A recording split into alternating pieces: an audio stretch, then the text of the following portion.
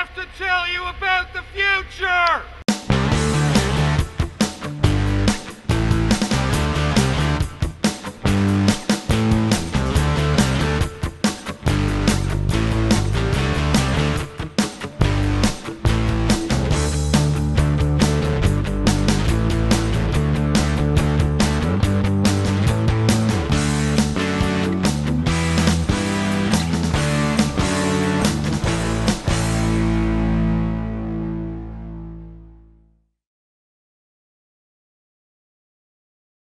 I was 10 years old and saw Back to the Future. And where a lot of people said, oh my God, well, that Back to the Future car is so cool, I went further than that. Now, try being in Northern Ontario in 1985, pre-internet, and try to learn anything about anything. So it took a while to figure out it was a DeLorean. It was made by a guy named John DeLorean. They were built in Belfast, Northern Ireland, or Dunmurry. And it was a real car. It wasn't made for the film. And then got to learn the whole story about it. So I started buying up old magazines from the period, both leading up to and after the company fell. In college, bought brochures and pamphlets when I had the chance from different people, vendors that sold those things, and got to know about them. So it's something that had just never gone away. And I think the thing that I liked more so than the film about the cars, one, it's an orphan. And there's always been something with me about the underdog. Got to give the underdog a shot and see exactly what the story is. Usually if you peel away a layer or two, they're not what you think they are. So DeLoreans are slow. Well, they were contemporary for what they were. DeLoreans are heavy. No, I had Toyota Supras from the same era that weighed more. Thanks very much. Without too much of a performance upgrade or difference. And it was just the stuff like that, you know. It was fascinating to find out what this story was. So it just stayed with me through the years, and opportunities came and went. And I could have had one, but you know what? With a second kid on the way, a minivan made more sense. So what do? This one came along. The car was in Montana, and just doing stuff through the internet, I managed to find my way to it. Only after I got the car, after it was mine and I was going out to get it, did I find out that it sat at this place for 2 years. But it had been relatively well taken care of. I mean, driving from Montana here is over 2,000 miles. And all we did, my father came with me, just father-son trip. We put on windshield wipers that had actual rubber on them, and we put in a proper size battery. Other than that, we did not have any problems driving that car home. But what an experience.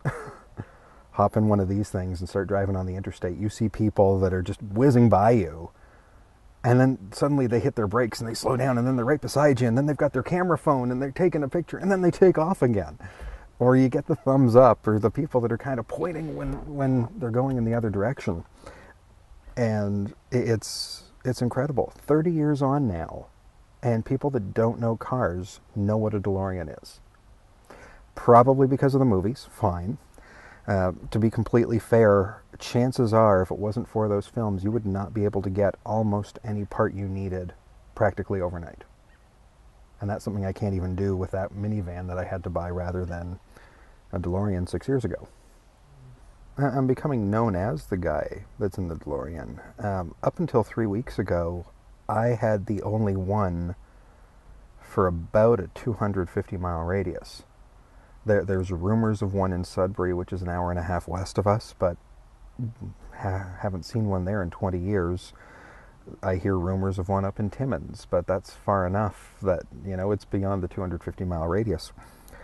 But having the only one here, I still run into people that didn't know there was one out here. And I'd like to think I drive it relatively often. I have it out as much as I can, but I put it away in the winter. So there's a lot of the positive.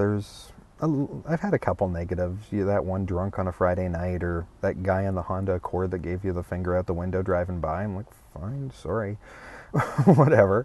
Maybe you've mistaken me for someone else. You know, another DeLorean that may have passed through here sometime years ago. But driving a DeLorean up here is really the same as driving a DeLorean anywhere. Some people don't pay any attention. Some people don't care. Some people are going to want to race you, and they'll win. And some people just think that it's way cool to see the Back to the Future car. Before I came here tonight, I was over at the gas station just buying a chocolate bar, and I come out, and there's people taking pictures of the car. So I just kind of stepped back, or I offered to open the door up for them. Why not? Drove through Barrie about a month ago, and there was a couple people crossing the street at a red light, and one moved over to take a picture. The other guy kind of stood in front, so I just opened the door for them. So he was able to take a picture like that. Again, why not?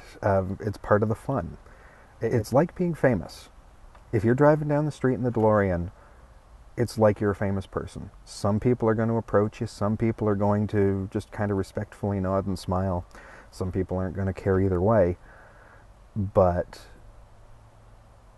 it's the kind of vehicle where if you just don't feel like talking to people that day, if you're in a hurry and you're in kind of a surly mood, you should probably leave it in the garage.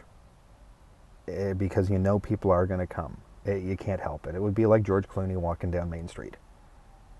He should know he's going to get bombarded no matter where he goes by somebody. Now, if you take it to a car show, then it's almost like you're the entourage. You're just that person that hangs out with the famous person. They might push you out of the way to go see the car, and that's perfectly fine.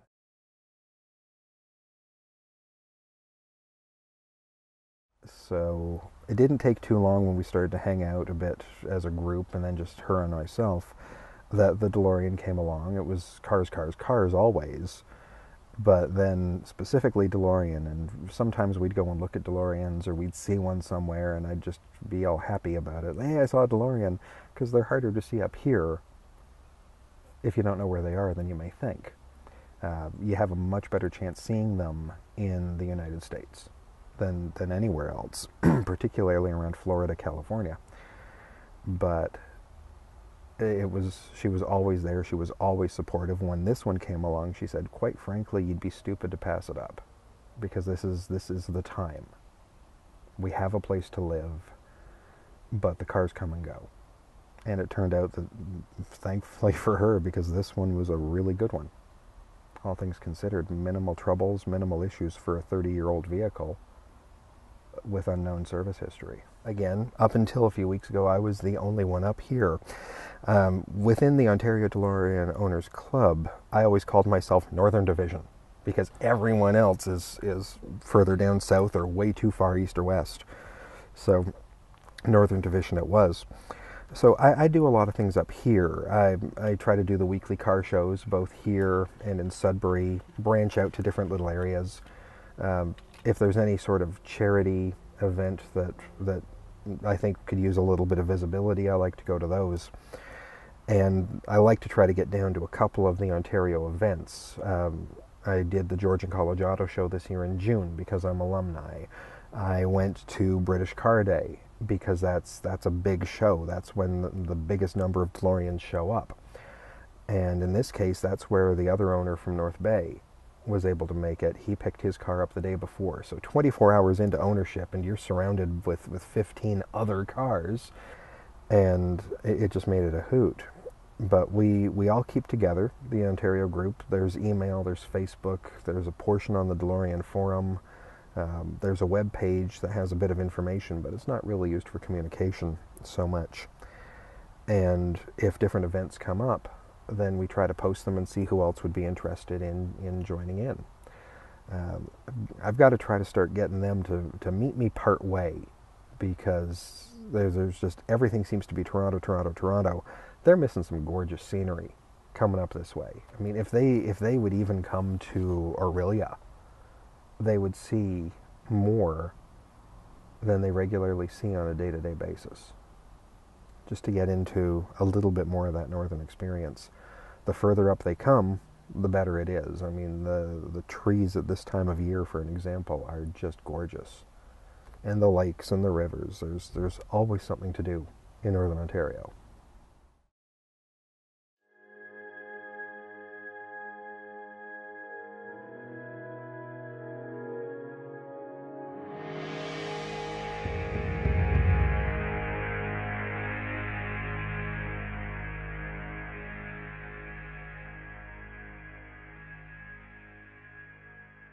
Okay, so the time machine. Why did I build a time machine? It started off with a stock car. Everywhere I drive the stock car, you get the common questions. Isn't this car made in Canada? Isn't John DeLorean still in jail? He was smuggling cocaine in these cars. All these crazy stories that you get. But no question comes up more often than, where's your flux capacitor? So I said, okay, shoot, you know what? I'm going to put this to bed, and I'm going to put a flux capacitor in my car. Maybe that'll stop these people from asking this question all the time. But little did I know, once I put the flux capacitor in there, that's kind of like the gateway drug of time machine conversions. So first the flux capacitor, then the time circuits, then the Mr. Fusion, and so on and so on and so on until this is what happens. I'm not saying it's a bad thing. I loved every second of doing it, but it kind of takes over and becomes its own beast. So yes, it took a lot of time, but totally worth it. The adventures and fun that I have with this car, totally worth every second. Flux capacitor's on, status indicator array's on, and then time circuit's on.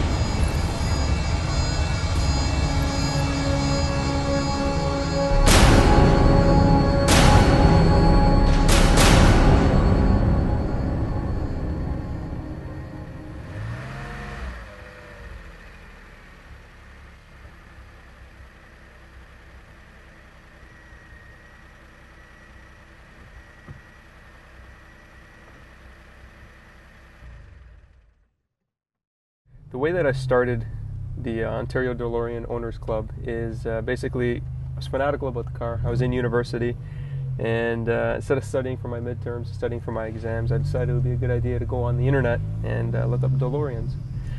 So the more and more I looked up DeLoreans, I saw that there's all these local clubs: Ohio, Midwest, California, Florida. Nothing in Canada, nothing in Ontario. So I said, okay, maybe when I get my DeLorean, it might be a good idea to start up a local club to see how many people there are in Ontario with a DeLorean. And I started to see how many DeLoreans there were in Canada, let alone Ontario alone. So I said, shoot, man, if I make a Canada club, there's going to be hundreds of us. But the Ontario club, we're about 50 members strong today. And I just thought it was a great idea to kind of have, with such a quirky car, a bunch of local people that kind of share the same passion with you and can help you out when you're having trouble with the car. And it's nothing more fun than driving down the road with about 20 DeLoreans. It's an experience like no other in the world. The cool thing about having people in the club from all walks of life is you get the old, you get the young, you get the normal, you get the insane, you get everybody. And it's either the ingredients for a bomb or the ingredients for something really wonderful. And with ODOC, we got really, really lucky because, I mean, I think I'm the only crazy guy in the club. Everybody else is pretty normal. And we got people that are original owners of the car from back in 1981. They bought it at a dealership in Oakville, to brand new owners that just bought their car a few days ago, and everybody in between. Everybody shares the same passion. They love the car. They love the attention they get. They love working on the car. They love hanging out with other people who have the same car, but take the car away. And there's, you know, we got a cinematographer in our group. We got a computer engineer in our group. We've got, you name it, they're probably in our group. And we just jive. We get along so well in this club. It's the car that brings us together. We got 16 DeLoreans to show up at the British Car Show Day at Bronte Park this year in 2011. It's kind of fitting. We were trying to get 30 DeLoreans for the 30th anniversary of the DeLorean Motor Company, which is this year. But out of the just short of 50 members who own cars in Ontario, we were able to get 16, which isn't bad. Wish we would have got 30, but it was a club record. And it took a lot of work from a lot of club members, a lot of phone calls, a lot of emails, and basically harassing. I think I'm surprised I still haven't checked my mail yet, but I might have some cease and desist or stalking warrants against me to leave some of these people alone. But I couldn't have done it without the members of all the people in the club, because without their help, maybe we would have had 2 or 3 DeLoreans there, which is how it's been every other year at this British car show. The British car show is basically just a show where Lotuses, MGs, and Rolls Royces and all these fancy British cars show up. And when we showed up there back in 2009 and said, well, hey, we're DeLoreans, we're a British car, some of them said, yeah, okay, you are. Some of them said, no, you're not. Bugger off. It's like, okay, sure. They stick us in with the Lotus guys, and then we decided, this isn't for us. You know what? If we're going to get a lot of DeLorean guys showing up in one place, let's really wow these guys. Let's get our own category. Let's get a bunch of DeLoreans here, and let's show these guys why DeLoreans belong at the British Car Show. We're certainly not going to have an Irish car show day anytime soon. So it was 2009, and we showed up with, I believe the number was 12 or 13 DeLoreans showed up at that time. And the club organizer for the British Car Show was blown away, gave us our own category, and we were like the most fan favorite thing at the show that year. I don't even know if that's a real word. Fan favorite, crowd favorite. Everybody loved us, whatever you want to call it. This year now being 2011 with the 30th anniversary, we shot for the goal of 30. We got 16, so we smashed our previous record, and I think everybody had a great time at that British car show this year. I know I did. So I guess when the car show came to an end, and we kind of all have to part our ways and drive back, some of us to North Bay, some of us to London, Guelph, Burlington, and Toronto, and everywhere and in between, we kind of say our goodbye, shake our hands, close our gull-wing doors, and if we see each other on the roads, we give each other the DeLorean nod.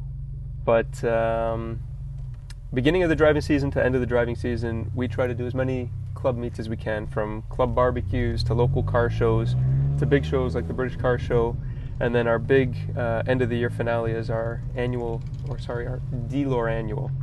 And that's where we get together every year at the end of the driving season in October, meet near the beaches at Ashbridges Bay in Toronto, and just kind of park our cars. If people come and look at them, great, but it's just kind of a end of the year thing to wrap up, and all of us just kind of hang out, have a drink on the patio, enjoy the fall weather, look at our cars, give each other thumbs up, high fives, and then kiss our cars goodnight and tuck them into the garage for their sleep for the winter, and then look forward to the next driving season.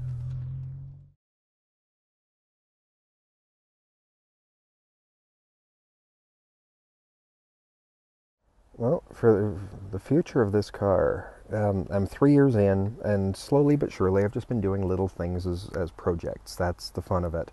It seems that projects get sidestepped because I'll get ready to start something and then say, you know what, I think I want to go for a drive. So I'll take it out and go for a drive. And maybe the project will get done next week or over the winter. But the car's not going anywhere. At this point, you've got 2 kids. They both love it. And I'm thinking that part of my will is going to have to stipulate, winner take all for when it comes to the car. Or I have to get a second one. Then they can each have one and be happy. But this car's not going anywhere. It will be handed down when I'm either too old to drive it, incapable of driving it, or gone.